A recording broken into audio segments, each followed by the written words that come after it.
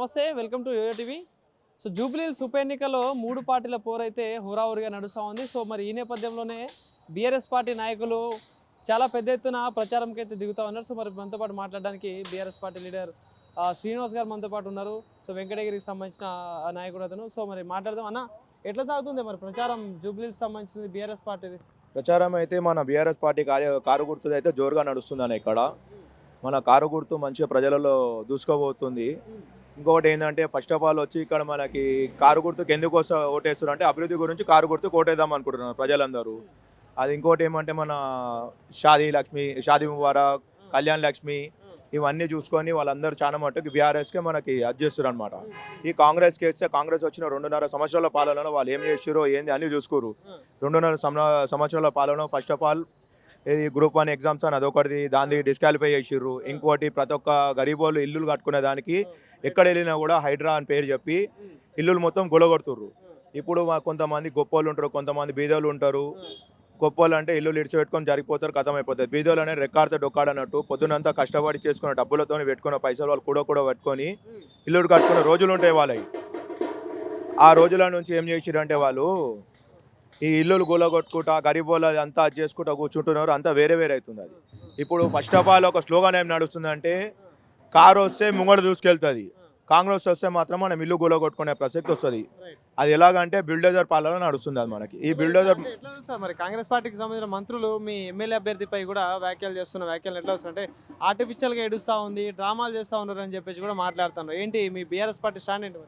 ఇప్పుడు మా BRS party తరఫు నుంచి ఇప్పుడు మన ఇంట్లోనే కాదు ఎవరింట్లో చనిపోయినా కట్టుకున్న భర్త చనిపోయి ఇంకా వాళ్ళు దుఃఖ సముద్రంలో ఉన్నారు. వాళ్ళు ఆ దుఃఖ సముద్రంలో ఉన్నప్పుడు వాళ్ళు పట్టించుకోకుండా ఈ కాంగ్రెస్ వాళ్ళంతా మళ్ళీ వాళ్ళు ఫేక్గా ఏడుస్తున్నది, ఇదంతా సింపతి గురించి అది అని చెప్తున్నారు. కడుపు కాలిన వానికే కడుపు నొప్పి తెలుస్తుంది అన్న. వాళ్ళ కడుపు కాల్తలేదు కాబట్టి ఎదుటి వాళ్ళని మాట్లాడే ఛాన్స్ వస్తుంది కాబట్టి వాళ్ళు మాట్లాడిస్తారు. ఫస్ట్ ఆఫ్ ఆల్ వాళ్ళ కడుపు కాలింది కాబట్టి వాళ్ళ బాధ ఏందో వాళ్ళకి తెలుసు కాబట్టి పబ్లిక్ని గోపనకి ఇంతమంది పబ్లిక్ ఉన్న మా ఆయన ఇంత త్వరగా వెళ్ళిపోయింది, ఎంతమంది ప్రజా ఆదరణ ఉంది కాబట్టి అదన్నీ చూసుకొని వాళ్ళు అది చూసుకొని వాళ్ళకి అదేమంటారు వాళ్ళ ఫీలింగ్ తట్టుకోలేక కంట్లోకి కన్నులీలు వచ్చేసినాయి. దాన్ని పట్టుకొని మన కాంగ్రెస్ పొన్నం ప్రభాకర్ గారు మినిస్టర్ గారు అది సింపతి ప్రకారము అది ఇది అని చెప్పి తప్పన. అదే వాళ్ళ ఇంట్లో అయినా కూడా వాళ్ళు అలాగైనా మాట్లాడతారా? ఇది మన కాంగ్రెస్ ప్రభుత్వానికి మనం సూటిగా ప్రశ్నిస్తున్నది నేను డైరెక్ట్గా.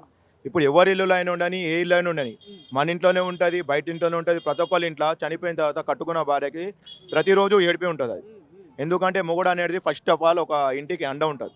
ఆ అండ లేకుండా వాళ్ళకి పోయినప్పుడు ఆ బాధ వాళ్ళకే తెలుస్తుంది.